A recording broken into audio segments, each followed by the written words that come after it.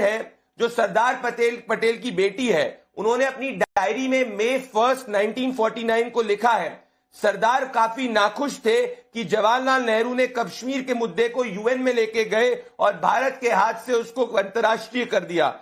ये आइडिया सिर्फ और सिर्फ जवाहरलाल नेहरू का था। अगर सरदार को उस वक्त अपनी बात सुनवाई दी जाती तो जम्मू कश्मीर की समस्या हमेशा सॉल्व होती। तो सरदार पटेल का परिवार और हर व्यक्ति जो इतिहास का शोध करता है वो ये अच्छी तरीके से जानता है कि जवाहरलाल नेहरू जी की गलती के वजह से ही जम्मू कश्मीर की समस्या भारत को झेलनी पड़ी, वरना पूरा जम्मू कश्मीर पीओके को इंक्लूड करके भारत के पास होता। मैं एक और रेफरेंसिंग कोट करना चाहता हूं क्योंकि कांग्रेस पार्टी के पास तथ्य नहीं होंगे। आप चले जाइए एक नवंबर 24 1947 की बात कर रहा हूं। उस वक्त पंडित डोगरा और प्रोफेसर मंदोक जो हैं वो जवाहरलाल नेहरू से मिले थे और उन्होंने कहा था मीरपुर की जो सिचुएशन है बहुत क्रिटिकल है, नेहरू जी आप ट्रूप्स को भेज दो मीरपुर के अंदर। नेहरू जी से वो मिले, पर नेहरू जी ने क्या कहा उनको सुनिए वर्बैटम। उन्होंने बोला मैं इसमें कुछ नहीं कर सकता, आप शेख अब्दुल्ला से जाके मिलो और इस पे शेख अब्दुल्ला ही निर्णय करेंगे। हमने हमारे ट्रूप्स मीरपुर में नहीं भेजे और मीरपुर पाकिस्तान के हाथ में चला गया। ऐसे अनगिनत आपको एग्जाम्पल दे सकता हूं। ठीक है प्रदीप जी, ये मैं ही नहीं, इतिहास ये कह रहा है और ये सच्चाई है। ठीक है डॉक्टर निकुल पटेल, क्या 1947 में जो खता हुई उसकी भरपाई अब हो रही है? और अगर प्रधानमंत्री नरेंद्र मोदी पाकिस्तान पर बोलते हैं, आतंक के खिलाफ बोलते हैं, तो आप लोगों को हजम इसलिए नहीं होता, आप लोग टेंशन में इसलिए आ जाते हैं क्योंकि आप लोगों को लगता है कि भाई देश में कभी 1 साल बाद या 6 महीने बाद 8 महीने बाद चुनाव होगा तो उसमें आपका नुकसान हो जाएगा और बीजेपी का फायदा हो जाएगा। मेरे भारतीय जनता पार्टी के मित्र और पूरे देश की जनता को मैं बताना चाहूंगा कि ऑपरेशन सिंदूर जब स्टार्ट हुआ तो सर्वदलीय बैठक के अंदर कांग्रेस ने सरकार को पूरा समर्थन दिया कि नहीं दिया? सब एकजुट थे कि नहीं थे? सरकार जो भी डिसीजन सरकार ने लिया कहीं पे भी सवाल उठाया क्या? अभी जब सीज फायर हो गया है और सभी समतल हो गया है, कहीं पे भी एक्ट ऑफ वॉर नहीं है और देश की जो परिस्थिति है, अगर वो देश की परिस्थिति के लिए अगर विपक्ष कोई सवाल उठाए तो भारतीय जनता पार्टी को देश की क्या परिस्थिति है डॉक्टर नकुल पटेल जी? देश में बहुत सारे मुद्दे हैं जहां पे देश को देश का सबसे बड़ा मुद्दा आतंकवाद है। देश के इस वक्त देश का सबसे बड़ा मुद्दा पीओके है। जवाब मांगते इस वक्त देश का सबसे बड़ा मुद्दा है सिंधु जल समझौता जो 1960 में कांग्रेस की सरकार ने की थी। और वही प्रधानमंत्री नरेंद्र मोदी तो कह रहे हैं ना कि अगर पटेल की बात मान लिए होते आप लोग और कांग्रेस पार्टी और उस वक्त हमारे देश के प्रधानमंत्री, तो ना आतंकवाद होता, ना सिंधु जल से हमारी देश की जनता वंचित होती। इस पर जवाब दीजिए। देश की आजादी के समय पे जो पंडित जवाहरलाल नेहरू और सरदार पटेल जी ने मिलकर पूरे देश को जो एकजुट किया था वो पूरा इतिहास है। क्या वो भूल गए सब? ये बात भी फैक्ट है। और उस समय के बाद जब आजाद हुआ और आजादी के बाद जब भी देश को कोई भी अंतरराष्ट्रीय तकलीफ हुआ या अंतरराष्ट्रीय वॉर फेस करना पड़ा, हमने अपनी सुरक्षा को लेके हुए बहुत ही अच्छी तरह उसको डिफेंड किया और आज हम एक इंडिपेंडेंट डेमोक्रेटिक कंट्री है और इसका जो पूरा श्रेय जाता है अरे वो ठीक है, उससे कोई इनकार नहीं कर रहा है, लेकिन क्या आतंकवाद के लिए पंडित नेहरू जिम्मेदार हैं? क्या सिंधु जल समझौते में भारत को सिंधु के जल से जो वंचित रखा गया उसके लिए पंडित नेहरू जिम्मेदार हैं? क्या कांग्रेस जिम्मेदार है? और अगर उन चीजों को प्रधानमंत्री ठीक करने की कोशिश कर रहे हैं तो आप लोग टेंशन में क्यों आ रहे हैं? इसका जवाब दीजिए सर। आप लोगों की टेंशन ये है कि ये मुश्किलें अगर सॉल्व हो जाएंगी तो फिर कांग्रेस को कोई पूछने वाला बचेगा नहीं। अरे प्रधानमंत्री जी ने तो नोटबंदी किया था, तभी बोले थे कि अगर 50 दिन में आतंकवाद खत्म नहीं होगा तो मुझे सूली पे चढ़ा देना 4 रस्ते पर। अगर उसके बाद भी बहुत सारा हुआ तो वो बात भी है, आतंकवाद। अरे वो बात तो मैं कर लूंगा, मेरे सवाल का जवाब दीजिए ना। क्या पंडित नकुल पटेल जी, प्रधानमंत्री तो आए दिन बोलते हैं कि हम नकुल पटेल जी आज प्रधानमंत्री गुजरात में बोल रहे थे, कल प्रधानमंत्री गुजरात में बोल रहे थे, उससे पहले उन्होंने कई सभाएं की हैं और कई रैलियां की हैं। आप लोगों को क्यों ऐसा लग रहा है कि देश में चुनाव है इसलिए प्रधानमंत्री बोल रहे हैं? अरे प्रधानमंत्री आतंकवाद के खिलाफ बोल रहे हैं, पाकिस्तान के खिलाफ बोल रहे हैं, पाकिस्तान को सबक सिखाने के लिए बोल रहे हैं। तो आप लोग क्यों कुल बुला रहे हैं? आप लोग क्यों परेशान हो रहे हैं भाई? अरे प्रधानमंत्री तो कब मन की बात में बोल देते हैं, जब आए तब बोल देते हैं। तो मैं बोलना चाहूंगा कि अगर आप बोलते हैं तो करके दिखाइए। अगर मैं पूछ रहा हूं देश में चुनाव है क्या?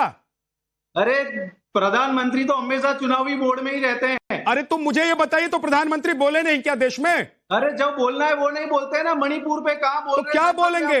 क्या बोलेंगे कि 1947 में बंटवारे के बाद जब पीओके हमारे हाथ से चला गया तो उसके लिए जिम्मेदार क्या नरेंद्र मोदी है? ये बोलेंगे तो आप लोगों को अच्छा लगेगा? हम सवाल नहीं पूछ सकते क्या प्रधानमंत्री? पूछिए सर, सवाल तो मैं भी पूछ रहा हूं आपसे कि बताइए ना कि आप बताइए ना। अरे आप बताइए ना, हम सवाल नहीं पूछ सकते सर? बिल्कुल पूछिए, लेकिन मैं कह रहा हूं कि मेरे सवाल का भी जवाब दीजिए। देश में जब चुनाव नहीं है तो आप लोग क्यों माहौल बना रहे हैं कि देश में चुनाव है और प्रधानमंत्री इसलिए बोल रहे हैं? आप लोग को क्यों नहीं लगता कि आतंकवाद के खिलाफ और पाकिस्तान के खिलाफ बोल रहे हैं प्रधानमंत्री? प्रतिनिधित्व कर रहा है, आपको तकलीफ क्या हो रहा है? सवाल सर मुझे तकलीफ ये हो रहा है कि अगर पाकिस्तान घुटनों पर है, पाकिस्तान को हमने कूट दिया है, तो आप लोगों को तकलीफ हो रही है। कितनी बार घुटने पे ला दिया है अभी तक? कितनी बार घुटने पे ला दिया? आप बताइए ना, खुद बताइए। 2 बार तो वॉर हुआ है, उस वॉर में पाकिस्तान के 2 टुकड़े किए, उस टाइम नहीं किया था क्या? हाँ तो किया था, कौन मना कर रहा है ना? वो भी कांग्रेस ने किया था ना, वहां पे तो प्रधानमंत्री तो ये भी मानिए ना, तो ये भी मानिए ना कि पीओ के हाथ से चला गया, इसके लिए जिम्मेदार कांग्रेस है। ये भी मानिए ना, तो इसको भी मानिए ना सर। यही तो प्रधानमंत्री कह रहे हैं कि सरदार पटेल की बात मान ली होती तो पीओ के गया नहीं होता। सुजाता पांडे, क्या प्रधानमंत्री चुनावी माहौल बना रहे हैं देश में? क्या प्रधानमंत्री चुनावी माहौल बना रहे हैं देश में और चुनावी दांव खेल रहे हैं और उसके लिए ऑपरेशन सिंदूर का इस्तेमाल कर रही है बीजेपी? या फिर जो सच है वो सबके सामने रख रहे हैं और वो कह रहे हैं कि इस कांटे को, आतंक के कांटे को हम उखाड़ कर फेंक देंगे और सिंधु जल जिस पर हिंदुस्तानियों का हक है वो हम लेकर रहेंगे, वो हमारा ही रहेगा? जी बिल्कुल, आई थिंक मुझे लगता है कि कांग्रेस की हालत, आपने कभी देखा है वो सड़क के किनारे एक पागल व्यक्ति पड़ा रहता है, वो हर किसी का भी समारोह हो, शादी हो, ब्याह हो, उससे वो एक ना एक कुछ ना कुछ फेंकता रहता है, गाली देता रहता है, क्योंकि उसे लगता है कि जो वो सोच रहा है वही सच है।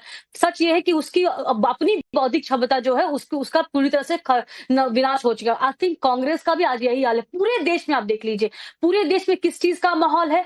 कांग्रेस कह रही है कि मातम का माहौल, लेकिन पूरे देश में आज वीरता का माहौल है, साहस का माहौल है, इस जीत का माहौल है, पाकिस्तान को घुटने पे लाने का माहौल है। और जहां तक बात हो रही थी नेहरू जी की, तो मैं कुछ चीजें बता दूं कि नेहरू जी ने जो की वो कूटनीतिक भूल नहीं थी। मुझे लगता है कि उसके लिए वो एक कविता पंक्ति याद आती है कि लम्हों ने खता की और सदियों ने सजा पाई। तो नेहरू जी जो यूएन में मामला लेके गए कश्मीर का, उससे क्या हुआ? उससे ये हुआ कि भारत की जो वैध स्थिति थी वो कमजोर हो गई थी। हरि सिंह पहले ही भारत को कह चुके थे कि कश्मीर वो भारत में मिला देंगे, वो पूरी तरह से वैध प्रोसेस था। लेकिन जैसे ही यूएन में लेके चले गए नेहरू जी, उस पे एक संदेह की स्थिति हो गई। उसके बाद जो रेजोल्यूशन पास हुआ, 47 का रेजोल्यूशन जो पास हुआ, उसमें भारत के पक्ष को एक तरह से कमजोर किया गया। वो पाकिस्तान के लिए बेहतर था। वो ऐसा क्यों था? क्योंकि पाकिस्तान वहां आक्रांता था और भारत पे ये जो युद्ध था वो थोपा गया था, ये घुसपैठ की गई थी। लेकिन जब रेजोल्यूशन निकला विद्या जी, तो उसमें पूरा जो पाकिस्तान और भारत को एक बराबर पटरी पे रखा गया। उसके बाद उसमें प्लेबिसिट की बात की गई, जनमत संग्रह की बात की गई, जो कि नेहरू जी को पहले ही नकार देना चाहिए था। इससे भारत की संप्रभुता पे बड़ा सा प्रश्न चिन्ह लगता है, लेकिन नेहरू जी उसको मान गए। उसके बाद जो कंडीशंस रखे गए, उसके लिए आप मुझे 10 सेकंड दीजिएगा। उसके बाद जो 1950 में लियाकत समझौता हुआ, उसमें जो 55 करोड़ रुपए दिए गए पाकिस्तान को, नदियों का जल और वगैरह, तो वो सब चीज तो बाद में हुआ। लेकिन जो संपत्तियों का जिस तरह से बंटवारा किया गया, जो वो पूरी तरह से पाकिस्तान को फेवर करना था। आपको धर्मेंद्र यादव, अब सहमत है सुजाता पांडे की बात से? प्रोफेसर धर्मेंद्र यादव जी। जी विद्यानाथ झा जी, क्या आप सुजाता पांडे जी की बातों से सहमत हैं? किस बात से? कि इस देश में अगर आतंकवाद हुआ, सिंधु जल देश को नहीं मिला, सिंधु जल समझौता ऐसा किया गया जिससे हमारे देश के लोग ही उस पानी से वंचित रह गए, और आज आतंक अगर हमारे सर पर है तो उस कांटे को उखाड़ कर फेंकना है, जो प्रधानमंत्री नरेंद्र मोदी ने कहा है? या आपको भी लगता है कि बीजेपी चुनावी मोड में? सवाल तो यही पूरा देश पूछ रहा है जी। सवाल तो पूरा देश यही पूछ रहा है कि जब हम कांटा पूरी तरह से निकाल सकते थे, पीओके को हम ले सकते थे और देश से आतंकवाद को पूरी तरह से खत्म कर सकते थे, तो ऐसी क्या मजबूरी आ गई देश के प्रधानमंत्री की कि उन्होंने सीज फायर का अनाउंसमेंट खुद नहीं किया, डर के मारे अमेरिका के राष्ट्रपति से करवा दिया। ऐसी क्या मजबूरी थी? अगर कांग्रेस ने गलती की थी तो आज भारतीय जनता पार्टी ने गलती क्यों दोहरा दी हो? अभी भी इसका मतलब आपने सांप को नहीं, सांप के सन को आपको घर, अब मैं आपके बीच में बोला नहीं था, सुजाता जी आपके बीच में मैं नहीं बोला था, बीच में मत बोलिए, बदतमीजी मत करिए, बदतमीजी मत करिए, आपके बीच में नहीं बोला था, पूरी बात सुना मैंने आपका। आप महिला हो, मैं आपका सम्मान करता हूँ, आप बीच में बदतमीजी मत करिए, आपसे मुझे ये उम्मीद नहीं, आप बदतमीजी मत करिए, बिल्कुल आप बदतमीजी मत करिए। धर्मेंद्र जी को कंप्लीट करने दीजिए। सुजाता जी ऐसे नहीं, एक एक करके धर्मेंद्र यादव बोलिए। द्रोही सेना की अपमान करती हैं, आपको देश से कोई लेना देना नहीं है। जब मैं सेना की बात करूंगा, देश की बात करूंगा, आतंकवाद की बात करूंगा, बीच में कूद जा रही हैं। आप देशद्रोही हैं, आप सेना को अपमानित करती हैं, आप देश के साथ कभी नहीं खड़ी हुई है, ना खड़ी होंगी। आपके डीएनए में भी देशद्रोह है, ये मैं जानता हूं, इसलिए आपको पीड़ा हो जाती है। जब हम सेना की बात करने वाले होते हैं तब आपको पीड़ा होती है, जब हम देश की बात करते हैं तब आपको पीड़ा होती है। अरे इतनी चापलूसी मत करो कि जवाब गिर जाए आपकी। आपके बीच में बोला नहीं, यही बदतमीजी सिखाई जाती है आप लोगों को, यही बदतमीजी सिखाया जाता है, यही बदतमीजी, यही ट्रेनिंग है आपकी। देश की सेना का अपमान करोगे, देशद्रोही हो, देश में आतंकवाद को बढ़ावा दोगे आप, जब आतंकवादियों को मारने का समय आएगा तो घुटने देकर बैठ जाओगे आप लोग।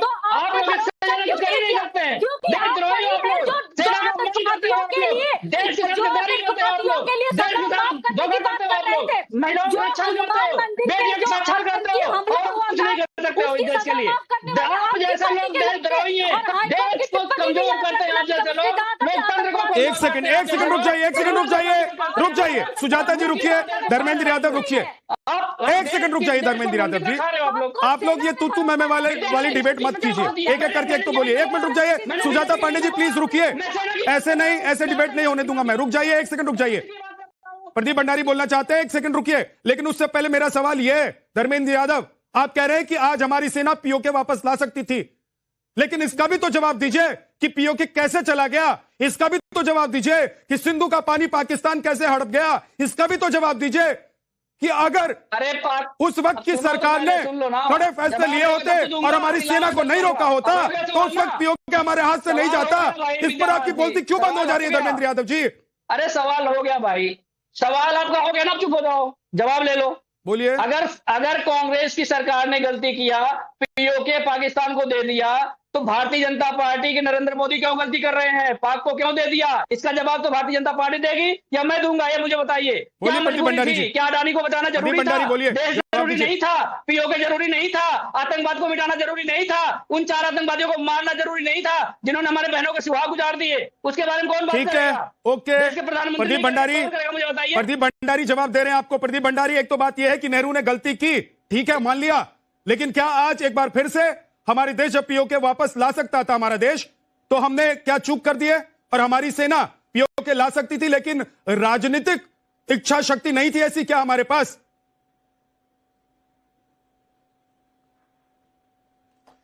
पहली बात तो मैं ये कहना चाहता हूं कि ऑपरेशन सिंदूर ऑनगोइंग है, ऑपरेशन सिंदूर बंद नहीं हुआ है। तो वो जो 4 आतंकवादी है उनको हमारी सेना जो मारेगी, हम सबको हमारी सेना पर विश्वास होना चाहिए। हम यहाँ पीओके, अरे धर्मेंद्र भाई क्यों घबरा रहे हो? धर्मेंद्र भाई क्यों घबरा रहे हो? मैंने आपको सुना ना, आपके प्रवचन को सुना, क्यों नहीं सुन रहे? आप मेरे बात बोल देना। अगर आपके तथ्य में हिम्मत है तो सब्र करो। अगर आप मेरे बीच में धर्मेंद्र जी एक एक करके आप परेशान हो रहे थे जब सुजाता पांडे आपके ऊपर बोल रही थी, तो अब रुक जाइए ना, अब इंतजार कीजिए। भाई परेशान मत हो। धर्मेंद्र भाई पानी पी लो, पानी। धर्मेंद्र भाई थोड़ा पानी पी लो, गले के लिए ठीक रहेगा। मेरे बात बोल देना, मैं आपको आप आराम से बोल देना। समाजवादी पार्टी के कार्यकर्ता में आपकी छवि अच्छी नहीं जाएगी, रिलैक्स करो। मैं ये कह रहा हूं कि ऑपरेशन सिंदूर जारी है, पॉइंट नंबर 1। वो 4 आतंकवादी मारेंगे, ये पीओके की बात कर रहे हैं। हमने पाकिस्तान के सीने पे वार करा है। आप 70 साल में बता दीजिए लाहौर के अंदर कब हमने वार किया है, मिलिट्री एस्टेब्लिशमेंट को कब हमने हिट करा है, रावलपिंडी को कब हमने हिट किया है, मुनीर के को कब हमने हिट किया है? क्या बात कर रहे हो आप? और आएगा मोदी जी लेके लेके आएंगे, घबराओ मत धर्मेंद्र जी। आपकी तो आजम खान क्या कहा करते थे कि पाकिस्तान आर्मी हिंदुस्तान की रेपिस्ट है, आपने आजम खान को हटाया नहीं हटाया। 26/11 आतंकवादी हमले के बाद में आपने चीटी तक पाकिस्तान में नहीं मारी, क्या आपने सरकार से समर्थन वापस लिया? नहीं लिया। तो आपका मोदी जी पे भरोसा अच्छा है, टेंशन मत लीजिए, करेगा तो नरेंद्र मोदी, क्योंकि मोदी है तो मुमकिन है। अरे आपका डीएनए ये रहा, आप ऑपरेशन सिंदूर को फेलियर को बता रहे हो, जो संजय राउत ने बोला है। क्या आप इनके साथ अलायंस तोड़ोगे? ऑपरेशन सिंदूर जो हमारी सेनाओं के वीरता का पराक्रम है, इसको आप फेलियर बोल रहे हो। ये आपका देशद्रोह है, ये आपका देश के प्रति जो आपकी घृणा किसी ने नहीं बोला है, वो किसी ने नहीं बोला है, झूठ मत बोलिए। जो डेप्यूटी चीफ मिनिस्टर उन्होंने कहा पूरा देश जो है आर्मी के चरणों में है। झूठ बोलने का काम समाजवादी पार्टी का है। आपको जितना झूठ बोलना बोलिए, मैं आपको थोड़ी किताबें गिफ्ट करूंगा, थोड़ा पढ़ लिख के आएंगे धर्मेंद्र जी तो थोड़े तथ्यों में ताकत होगी। थोड़ा पढ़ लिख के आएंगे तो थोड़े तथ्यों में ताकत होगी, थोड़ा पढ़िए, थोड़ा सुनिए। धर्मेंद्र जी एक सेकंड रुकिए, एक सेकंड प्रदीप, एक सेकंड रुकिए, प्रदीप भंडारी एक सेकंड रुकिए प्लीज, एक सेकंड रुकिए। धर्मेंद्र जी आप चाहते हैं कि आप बोले, आपके ऊपर भी कोई बोले और कोई सुन नहीं पाए, समझ नहीं पाए आपकी बातों को। वो कह रहे हैं कि उनके पास तथ्य, सुनिए उनको और उनको तथ्यों के साथ काउंटर कीजिए। मैं आपको नहीं रोकूंगा, सुन तो लीजिए पहले एक बार वो क्या कहना चाहते हैं। बोलिए प्रदीप भंडारी। सुनिए हमारा, देखिए ये पता नहीं क्या मेरे बीच में इतना बोल रहे थे, मैं इनके हर तथ्य का जवाब दूंगा।